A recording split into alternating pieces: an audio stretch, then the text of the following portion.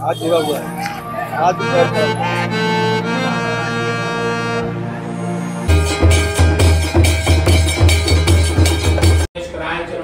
शिवाय शिवकरायच नमः।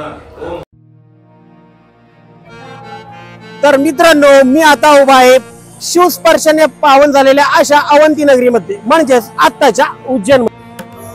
शिवपुराणानुसार याच उज्जैन मध्ये 12 ज्योतिर्लिंगांपैकी एक अतिशय जागृत असे महाकालेश्वर ज्योतिर्लिंग आहे। आणि महत्वाचे विशेष म्हणजे हे एकमेव असे दक्षिणामुखी ज्योतिर्लिंग आहे। तर या ज्योतिर्लिंगाचे संपूर्ण दर्शन आज आपण आपल्या सागर युग या ब्लॉग मध्ये करणार आहोत। तर चला सुरू करूयात आजचा व्हिडिओ। तर मित्रांनो, जर भारतामधील कोणत्याही ठिकाणापासून तुम्हाला उज्जैनला यायचे असेल तर तुम्ही या ठिकाणी रेल्वे, बस, प्रायव्हेट व्हेइकलने किंवा विमानाने सुद्धा येऊ शकता। उज्जैन रेल्वे स्टेशन ते महाकालेश्वर हे अंतर फक्त 1 ते 1.5 किलोमीटर आहे। तसेच जर विमानाने उज्जैनला यायचे असेल तर त्यासाठी तुम्हाला उज्जैन पासून 54 किलोमीटर अंतरावरील इंदोर येथील देवी अहिल्याबाई होळकर या विमानतळावर यावे लागेल। मला उज्जैन आणि ओंकारेश्वर असे दोन्ही ज्योतिर्लिंग आणि त्या सभोवतालच्या बऱ्याच धार्मिक स्थळांना भेट द्यायची होती। त्यामुळे मी आणि माझ्या मित्रांनी आपल्या कारने जायचे ठरवले आणि सुरू झाला आमचा मुंबई ते उज्जैनचा 1300 किलोमीटरचा प्रवास। रोड एवढे मस्त होते की बघता बघता आम्ही उज्जैनला पोहोचलो सुद्धा। आता उज्जैनला पोहोचल्यावर पहिला प्रश्न होता तो आमच्या राहण्याचा। ऑनलाइन रूम बुक केले तर रूम नक्की कसे असतील हे सांगता येत नाही, त्यामुळे आम्ही उज्जैनला पोहोचल्यावर रूम बघण्याचे ठरवले।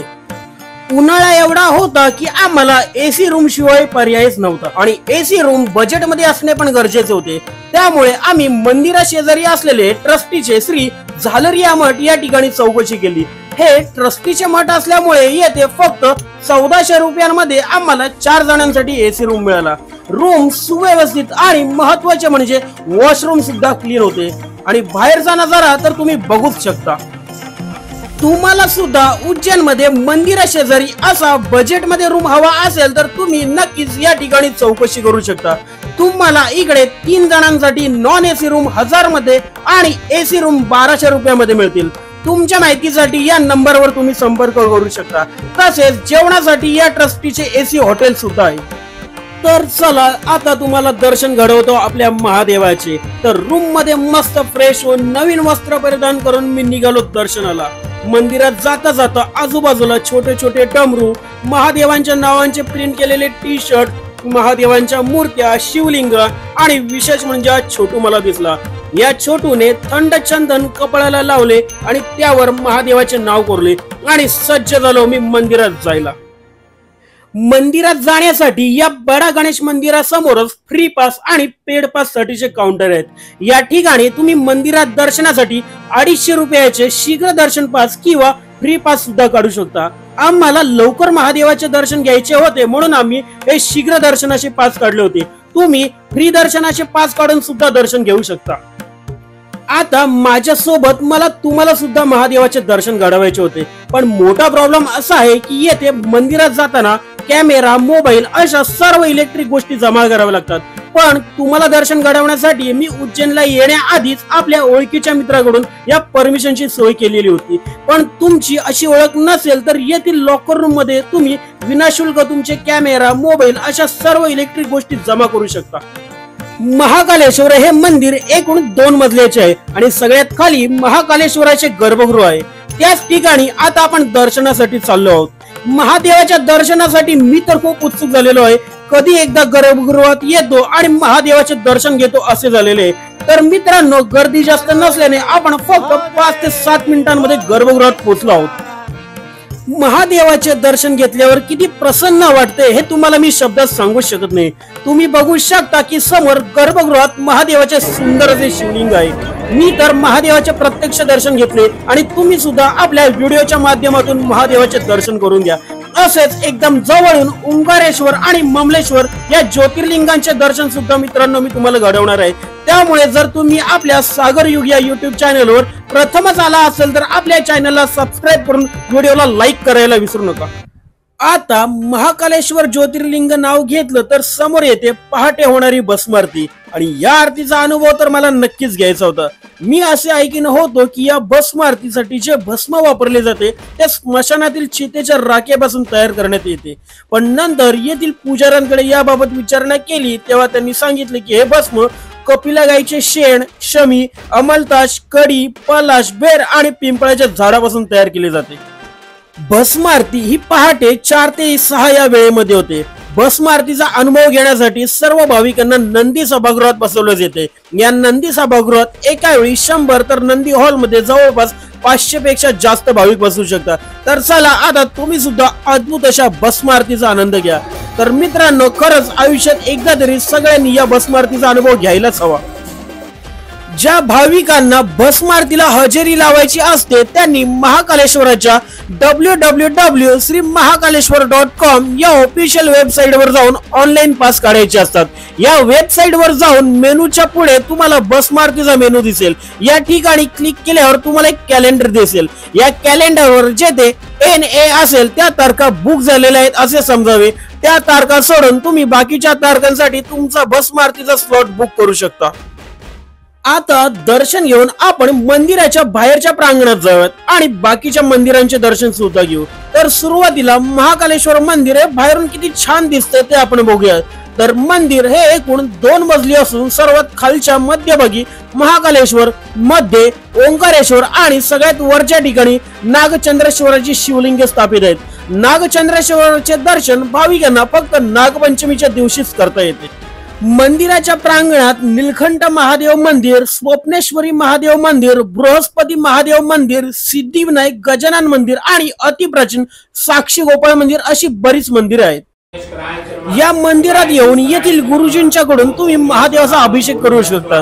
मीही येथील गुरुजींकडून मंदिरात अभिषेक केला आणि त्यानंतर येथील गुरुजी श्री विजय शर्मा यांच्याकडून आपण या मंदिराचा जरा इतिहास समजून घेऊ। महत्व भी है इस मंदिर को लेकर ऐसी मान्यता है, भगवान शिव ने यहाँ दूषण नामक राक्षस का वध किया था। वध करके अपने भक्तों की रक्षा की थी, जिसके बाद भक्तों ने निवेदन करके भोले बाबा से विराजमान हुए। यह मंदिर भगवान शिव के 12 ज्योतिर्लिंग में आता है। इसका तीसरा स्थान यहाँ पर। तर चला आता आपण बाहेर पडून पहिले बडे गणेश मंदिर येथील दर्शन घेऊयात। या मंदिरात गणपती बाप्पाची खूप मोठी सुबक मूर्ती आहे आणि आतमध्ये माता यशोदा मातेची मूर्ती सुद्धा आहे। येथे दर्शन झाल्यावर आपण शेजारीच असलेल्या राजा विक्रमादित्यांच्या मोठ्या मूर्तीजवळ जाऊन तेथील दर्शन घेऊयात।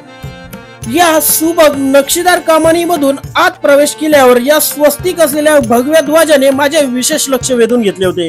तेच पुढे लगेच राजा विक्रमादित्यांचे मंदिर लागते। मंदिरात प्रवेश केल्यावर बाजूलाच महाकाल भैरव देवाचे छोटे मंदिर आहे। तेथे दर्शन घेऊन आपण या छान फुलांच्या मंडपातून आत प्रवेश करू आणि या 10 ते 12 पायऱ्या चढल्यावर माँ दुर्गा देवीचे दर्शन सुद्धा करूयात। येथे दर्शन घेतल्यावर बाजूलाच महाराजा विक्रमादित्य यांची मोठी मूर्ती आहे आणि आजूबाजूला ऋषी शपनक, ऋषी घटगर्भर, ऋषी वररुची, ऋषी वराहमिहिर, ऋषी कालिदास, ऋषी धन्वंतरी, ऋषी शंकू, ऋषी अमरसिंह, ऋषी बेतालभट्ट यांच्या सुंदर मूर्ती आहेत। यानंतर बाजूलाच महाकाल कॉरिडॉर तयार करण्यात आलेले आहे। येथे तुम्ही नक्कीच भेट द्या। या महाकाल कॉरिडॉर मध्ये जवळपास 200 लहान मोठ्या मूर्तींची प्रतिष्ठापना करण्यात आलेली आहे। कॉरिडॉर फिरायला जवळपास 1 तास तरी जातो, पण कॉरिडॉर हे दिवसा फिरण्यापेक्षा रात्रीच्या विद्युत रोषणाईमध्ये बघण्याची मजा काही औरच आहे। कॉरिडॉरचा टायमिंग हा सकाळी 6 ते रात्री 10 वाजेपर्यंत असा आहे आणि याची एंट्री सुद्धा सर्व भाविकांसाठी फ्री आहे। महाकाल कॉरिडॉर मध्ये महाभारत, वेद आणि स्कंद पुराणातील अवंती खंडात भगवान शंकरांच्या कथा सांगणाऱ्या मूर्त्या उभारण्यात आलेल्या आहेत। जर तुम्ही कधी उज्जैनला आलात आणि तुम्हाला महादेवाची भस्म आरतीचा स्लॉट मिळाला नाही तर अजिबात काळजी करू नका, कारण येथे VR शो द्वारे तुम्ही महादेवाची भस्म आरती एकदम जवळून अनुभवू शकता आणि तेही फक्त 150 रुपयामध्ये। येथे VR शो बद्दल अधिक माहितीसाठी इकडच्या लोकांकडून जर आपण माहिती करून घेऊया। कल सर हमारे पास 2 तरह की भस्म आरती होती है, एक 500 वाली और एक 150 वाली। 500 वाली जो 6K की क्वालिटी में रहता है वो मात्र 9 मिनट की डॉक्यूमेंट्री रहती है 3D प्लस 360 व्यू के साथ। इसमें आपको घंटानाद, हरिओम जल, भांग श्रृंगार, बस में किस प्रकार से अर्पित की जाती, क्या रिचुअल्स रहते हैं, क्या महत्व है, ये सब कुछ बताया जाता है मात्र 9 मिनट के अंदर। डेमो निःशुल्क है, डेमो लेके देख सकते हो आप। सर ये भी है।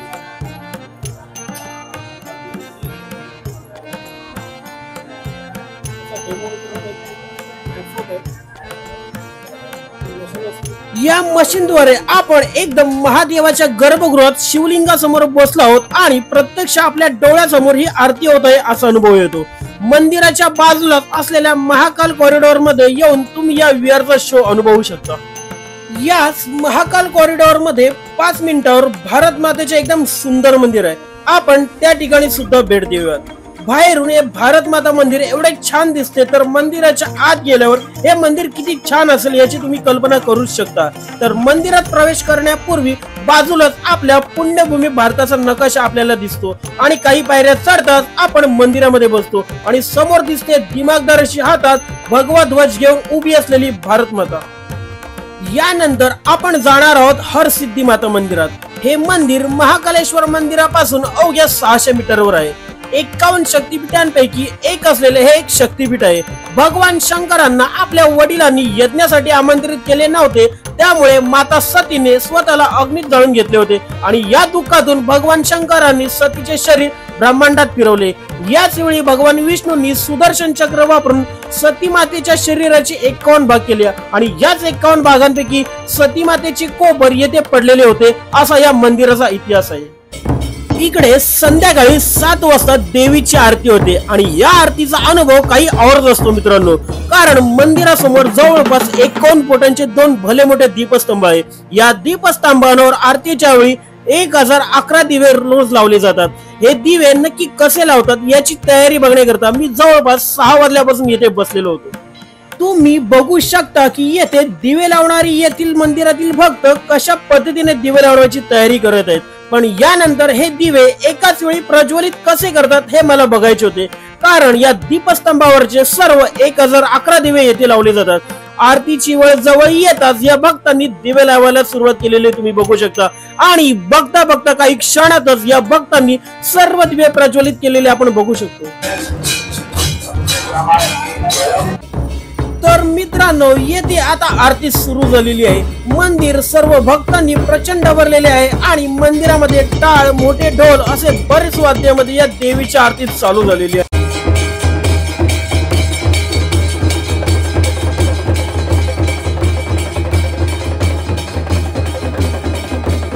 मित्रांनो हा अनुभव मी तुम्हाला शब्दात सांगू शकत नाही, मी खूप जवळून या आरतीचा अनुभव घेत आहे। तुम्ही सुद्धा नक्की कधी येथे आला तर नक्कीच या आरतीचा अनुभव घ्यायला विसरू नका।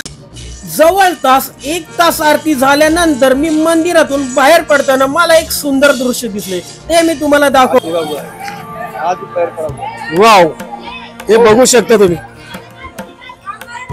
क्यूट देवीच्या दर्शन आलेला आपला छोटा भक्त। हर हर महादेव। मित्रांनो मंदिराच्या बाहेरच प्रसादाची बरीच दुकानं आहेत। याच ठिकाणी तुम्ही प्रसाद घेऊ शकता आणि येथेच तुम्ही तुमचे पादत्राणे काढून ठेवा, कारण मंदिरामध्ये आणि मंदिराच्या बाहेर पादत्राणे ठेवायचे स्टँड आहेत, पण गर्दी एवढी आहे की विचारायची काही सोय नाही। तर मित्रांनो तुम्हाला उज्जैन दर्शन पार्ट 1 हा व्हिडिओ नक्कीच आवडला असणार।